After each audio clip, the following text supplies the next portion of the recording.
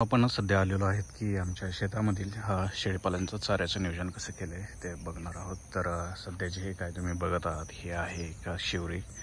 तुमच्या इतर भाषेत लोक याला सुभावळी म्हणतात किंवा अन्य दुसरं नावही दिलं जात असेल।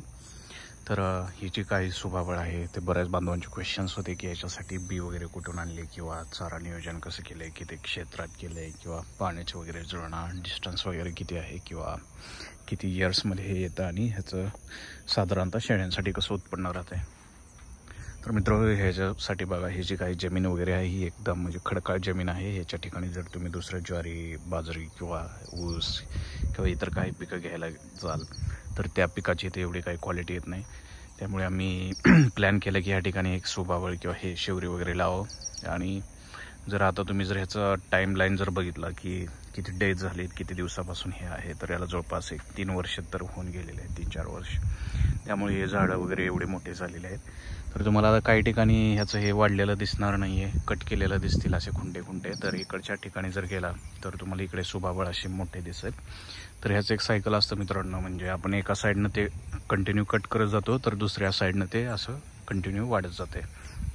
त्यामुळे हा जो चारा आहे तो शेळ्यांसाठी कायम उपलब्ध राहतो।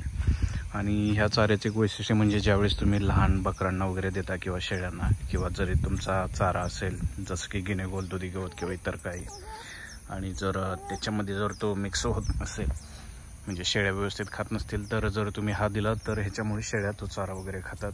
तसेच जे लहान पिल्लं वगैरे करडं आहेत त्यांचंही वजन ह्याच्यामुळे खूप जोरात वाढतं। तर त्यामुळे ही सुभावळ तुमच्या चाऱ्यामध्ये असणं खूप गरजेचं आहे। आणि याच्या साईडला मित्र आपण हे दुधी गवत किंवा गिनेगोल केलेलं आहे आणि त्याचाही फायदा आहे, म्हणजे ही वैरण कधी संपत नाही।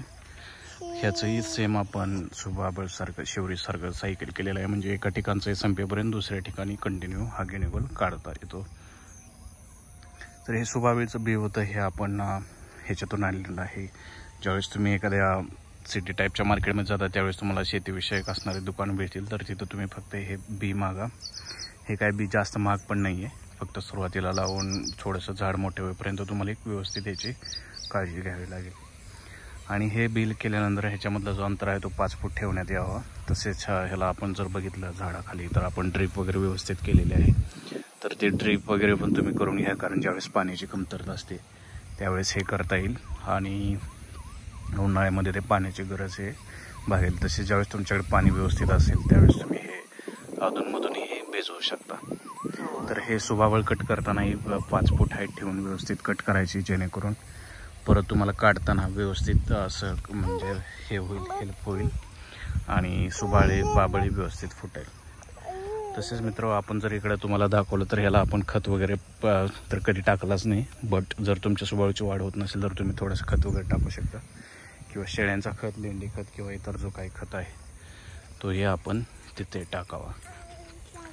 तर मित्रांनो एकंदरीत आपण सुभावळीची माहिती दिली। तसेच एका बांधवाने विचारलं होतं की सुभावळीवरती मावा वगैरे पडतोय तर त्यासाठी काय करायला पाहिजे। तर मित्रांनो जर काय तसं होत असेल तर तुम्ही फवारणी वगैरे घ्यावी, कारण आमची साईडला जर बघितलं तर इकडं आपली डाळिंबीची बाग वगैरे आहे, तर ते मावा जाऊ नये म्हणून एक औषध घ्यायचं, त्याची एक फवारणी घ्यावी।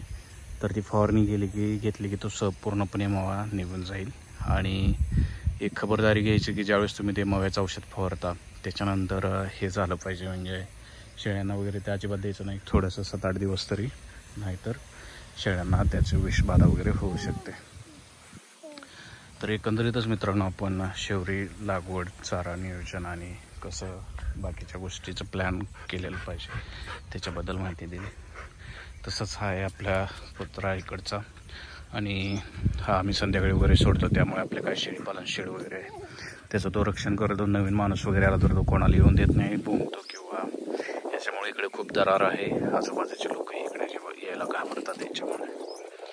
तर हा एक आमच्यासाठी म्हणजे एक सकाळची भाकर संध्याकाळची एक भाकर याच्यावरती खूप सेवा करतो आणि प्रामाणिक आहे पुत्र। आणि मित्र आपण इकडं आलेलो आहे आपल्या गिनेगोलच्या साईडला, तर इकडंही गिनेगोलचं जर बघितलं तर हे सेम सायकल आहे, जसं की मी मागाशी तुम्हाला व्हिडिओमध्ये सांगितलं होतं की हा कंटिन्यू सायकल राहतं, एका साईडचं काढेपर्यंत दुसऱ्या साईडचा हा गिनेगोल कंटिन्यू येतो। आणि तुम्ही सुबाबळ किंवा हे जे काही केलं त्याच्यामध्ये सफिशियंट स्पेस असावे जेणेकरून तुम्हाला गाडा वगैरे ओढता येईल, नाहीतर ते ओझा डोक्यावर घेऊन जाणं खूप डिफिकल्ट राहते. तसेच इकडे मित्र आपण हे केलेलं आहे मका आणि साईडलाच आहे आपलं शेळीपालन शेड. तुम्हाला जर काही क्वेश्चन्स डाऊट असतील तर कमेंटमध्ये हे करा किंवा विचारा, आपण त्याचा आन्सर देऊयात. व्हिडिओला शेअर लाईक सबस्क्राईब करा. थँक्यू.